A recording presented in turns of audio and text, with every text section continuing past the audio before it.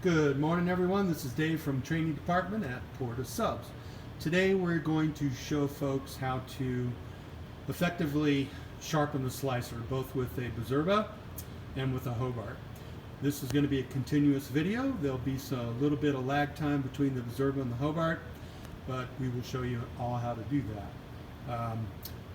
Make sure you're referencing the ops manual, section 6, section 7, anything you can find related to the slicer, but Bear Olson is now going to show us how to sharpen the slicer.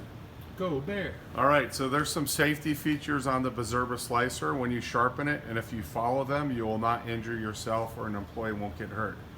The first thing you're gonna do is get out your equipment needed to sharpen your slicer. This is the sharpening stone. We have a brush right here.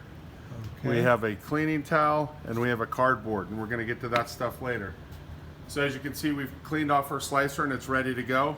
The first thing you're going to do is you're going to open your slicer guard all the way up to the highest setting it can go. On a Bizerba, it'll go to a 24. You're going to take your sharpening attachment, and it has a notch right here and it has a notch right here. That's our goal. We want to get the notch, this notch onto that notch. Okay, is it hard to do? No, not at all. Not if you're following the right procedures. So we have our guard open. We are going to use the slicer as it's designed. The blade is off. It's slid into the notch section. So the next step we're going to do is take the wing nut and tighten it until you can't tighten it anymore. Now, as you can see down here, there's a 1 and a 2. We're going to turn our blade on and we're going to turn it down to a 1 for 10 seconds. You're going to hear some noise and see some sparks, and then we're going to turn it up to a 2. That's getting the back of the blade and the front of the blade. So here we go. So we're going to the 1.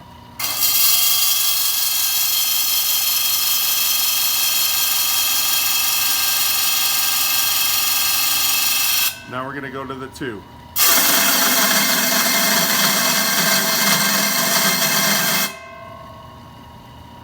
Just 5 seconds on the 2. Yep, and now we're going to turn it off. All right. And we're going to take the sharpening stone off. How often are you supposed to do this, Bear? Once a week. So as you can see, there's a lot of buildup on the slicer blade and guard. That's from the sharpening stone.